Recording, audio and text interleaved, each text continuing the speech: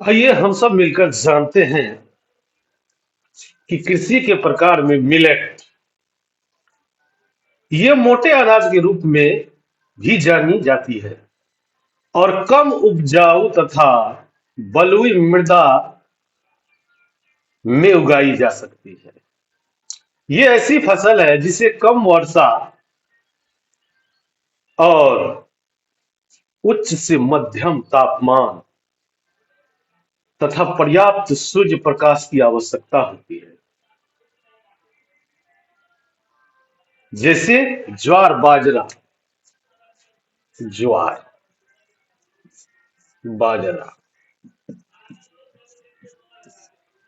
इसके बाद नाम आता है रागी। यह भी एक फसल है। भारत में उगाए जाते हैं। नाइजीरिया, चीन और नाइजर इसके अन्य उत्पादक देश हैं। इसके बाद हम लोग बात करेंगे मक्का के बारे में।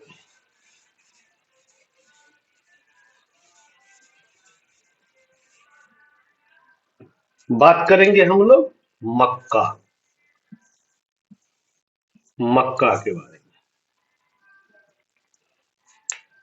इसके लिए मध्यम तापमान क्या जरूरी है? मध्यम तापमान, मध्यम तापमान इसके लिए जरूरी है। मक्का के लिए मध्यम तापमान, वर्षा, अधिक धूप। वर्षा भी जरूरी है और अधिक धूप यह भी जरूरी है। मक्का की खेती के लिए मध्यम तापमान, वर्षा और अधिक धूप की आवश्यकता होती है। इसे सुअपवाहित उपजाऊ मृदा, कौन सी जमीन? सुअपवाहित मृदा चाहिए। इसके लिए ये मिट्टी चाहिए होती है।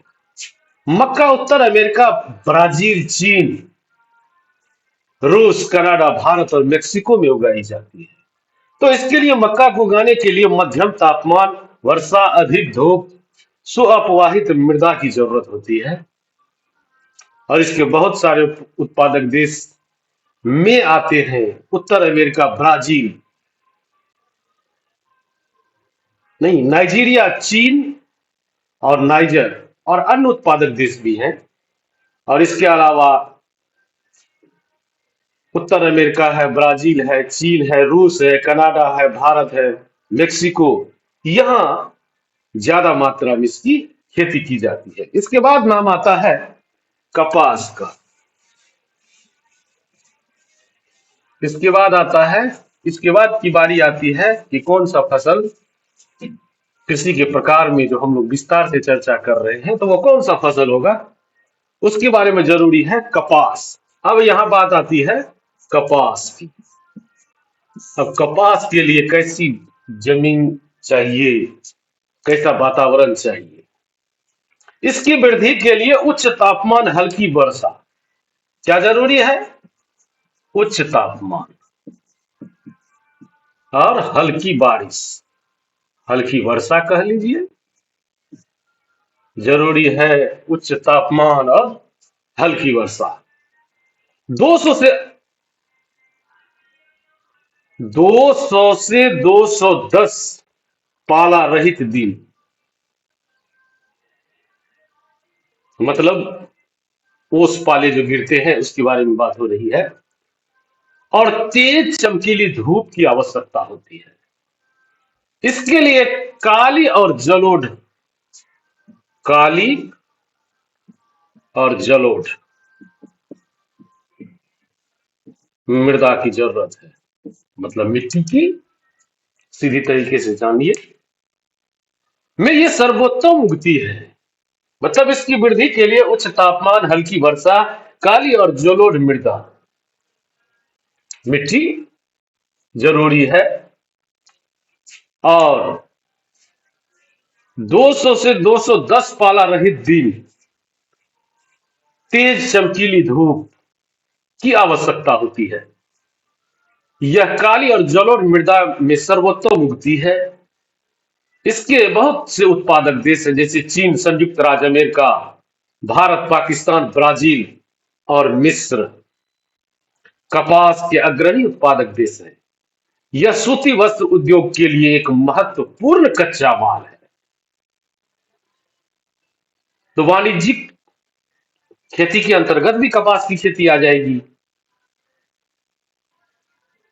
इसके बाद बात करें हम लोग कपास के बाद, ये कपास के बारे में हम लोगों ने जाना। अब इसके बाद हम लोग जानते हैं कपास के बाद जो है वो है हमारा पटसन। क्या है? पटसन, जिसको पाट कहते हैं, पटुआ कहते हैं।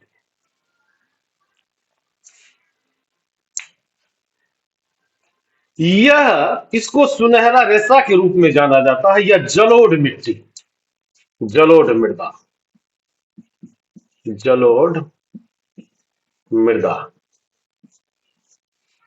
जरूरी है इसके लिए। जलोढ़ मृदा में अच्छे ढंग से विकसित होता है और उच्च तापमान, भारी वर्षा, उच्च तापमान भी जरूरी है। उच्च तापमान, भारी बारिश, भारी वर्षा जरूरी है इसके लिए। पटसन की खेती के लिए जलोढ़ मृदा, उच्च तापमान, भारी वर्षा में ये बहुत अच्छी तरह से विकसित होता है, लेकिन इसके लिए जलवायु चाहिए आर्द्र, आर्द्र जलवायु चाहिए इसके लिए। इसको उगाने के लिए आर्द्र जलवायु की जरूरत होती है।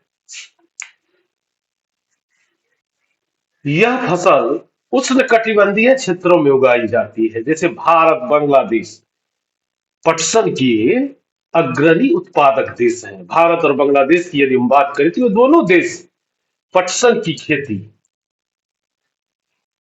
में अग्रणी उत्पादक देश है। इसके बाद आता है कॉफी। इसके बाद हम लोग बात करेंगे सीधे तरीके से कॉफी के बारे में, कि कॉफी के कौन कौन से उत्पादक देश है और किस जमीन और किस वातावरण में इसकी खेती की जाती है। कॉफी या सीधी सी बात करें कॉफी की, कॉफी अगर सीधी सी बात करें कॉफी की तो इसके लिए गर्म और आर्द्र जलवायु की जरूरत है। क्या जरूरत है? गर्म आर्द्र जलवायु, आर्द्र जलवायु इसके लिए जरूरी है। गर्म और आर्द्र जलवायु कॉफी के उत्पादन के लिए जरूरी होता है। और सुअपवाहित दोमट मृदा, सुअपवाहित दोमट मृदा, दोमट मृदा की भी जरूरत है इसके लिए। इस फसल की वृद्धि के लिए पर्वतीय ढाल अधिक उपयुक्त होती है। ब्राजील कॉफी का अग्रणी उत्पादक देश है।